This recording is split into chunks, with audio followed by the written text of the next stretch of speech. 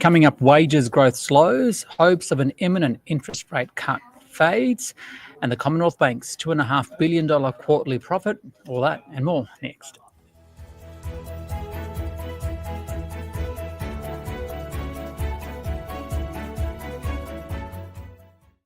It is your daily 10-minute business and finance news wrap for this Wednesday, the 13th of November 2024. The Australian share market fell today by 0.8%.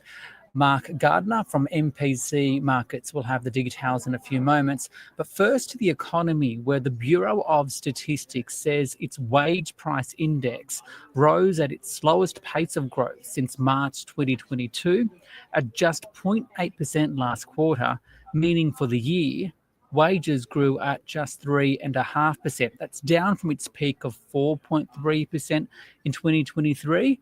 And while it still is above inflation, which is at 2.8% since the end of 2020, the level of prices is up 19%, while wages is up just 13%.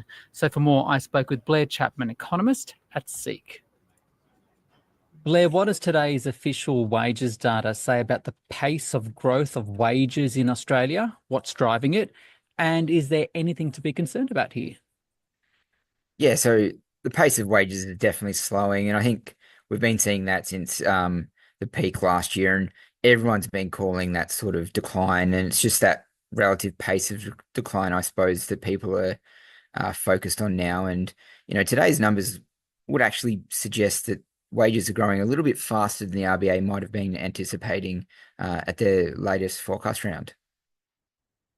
What does it say about the jobs market then ahead of the jobless report on Thursday? And in addition to that, remember there was a time when we were worried about this wages spiral contributing to inflation. What does it say about that?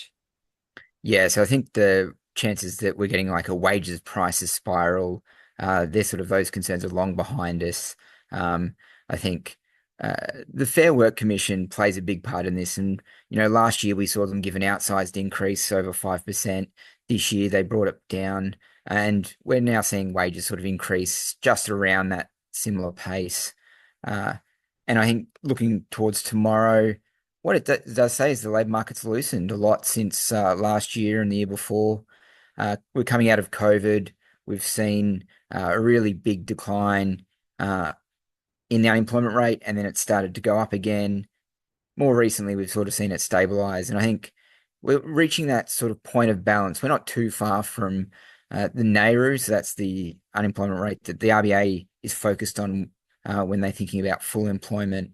And, they've said publicly that they think it's between 4.25% and 4.5%. It's quite possibly it's just a little bit lower, and we're almost there.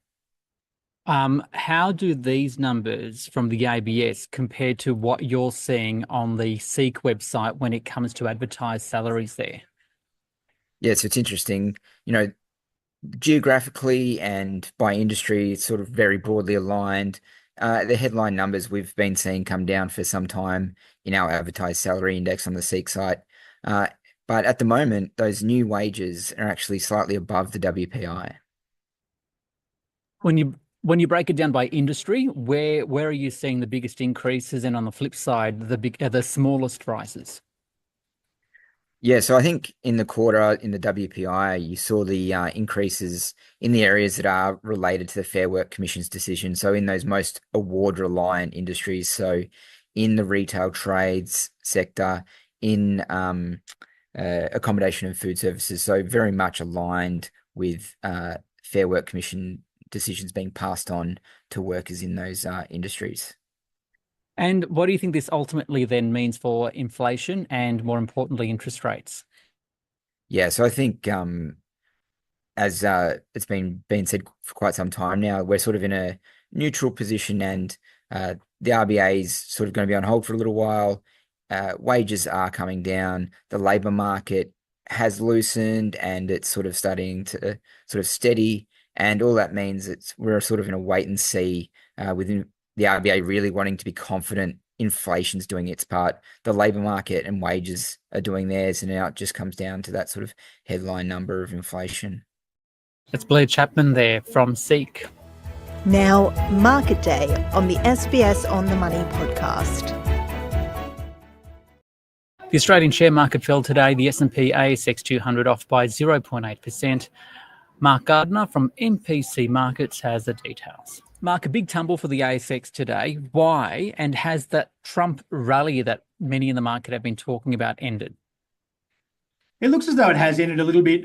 Tesla obviously overnight had its first pullback in a long while, about 7%.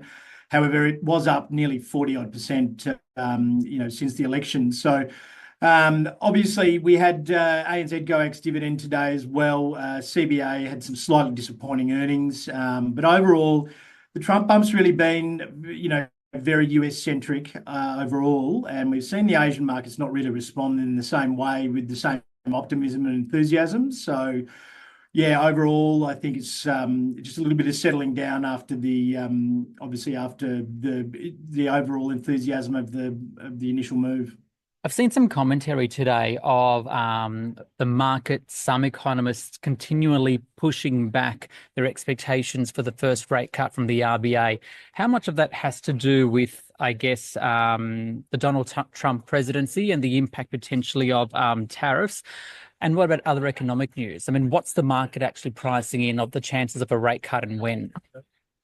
We've seen 2-year and 10-year bond yields in Australia head to very close to 5-year highs. They're only within about 12 basis points in the 10-year and I think 20 basis points in the 2-year overall. And then beyond that, really, we're nearly at sort of the highest levels we've been since 2011 for yields. So we had wage price index today. It was 3.5%, slightly less than expected.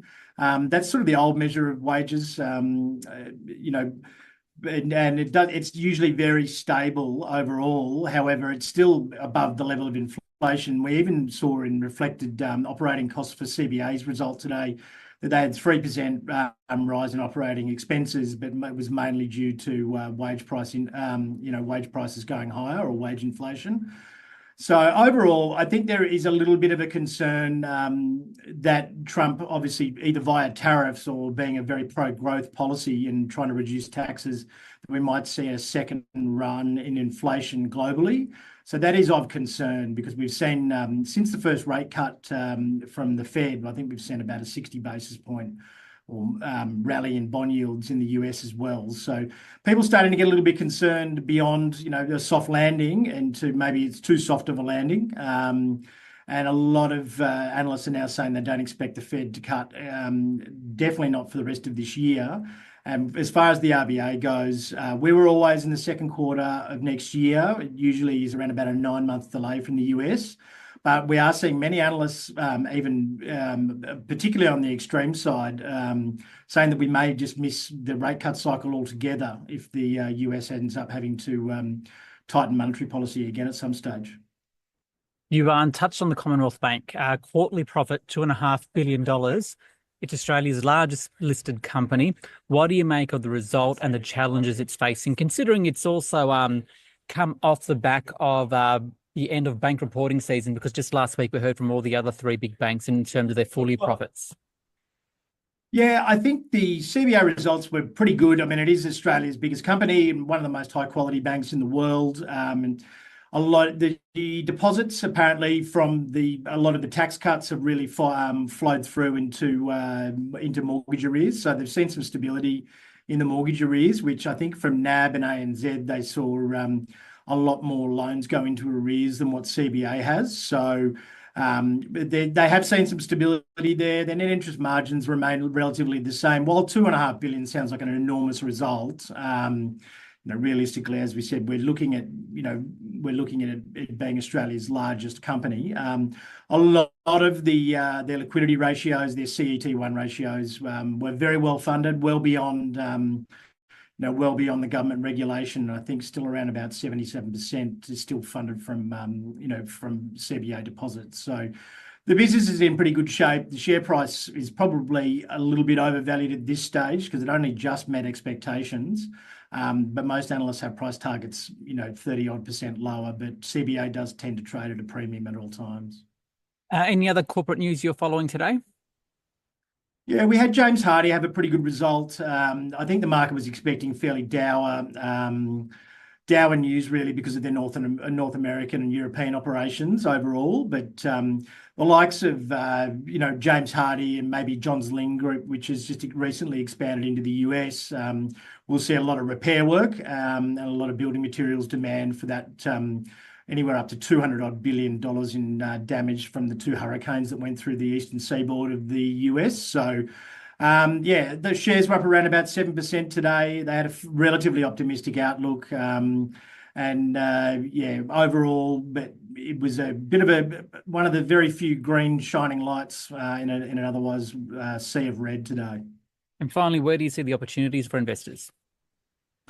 We've got agricultural earnings coming up. We've got the likes of Grain Corp, which is the ex-government grain processor, basically. They've got results tomorrow. We've got Elders next week, but we've had near perfect conditions on the eastern seaboard for growing. Obviously, we had a fairly poor summer season because the Bureau of Meteorology gave a warning on El Nino, which didn't materialise. We're now looking at the chance of La Nina, which is the reverse. The wet conditions up until July next year is around about 70% and no chance of El Nino at all. So we'll probably get another couple of seasons, summer and winter crops doing quite well, particularly on the eastern seaboard. And they're looking at near record volumes potentially for that. So I think there'll be some pretty decent results come out of the the country areas and the country businesses in Australia. And those businesses particularly are ever increasing their efficiency across the board and are actually very well-run businesses these days. So probably seeing fairly good opportunities in the consumer staples sector. It's Mark Gardner there from MPC Markets. This SBS On The Money stream is provided for informational purposes only. The content in this stream should not be understood as constituting advice or a recommendation. It is not personal advice and it does not consider your personal circumstances or objectives. You should contact a licensed professional before making any financial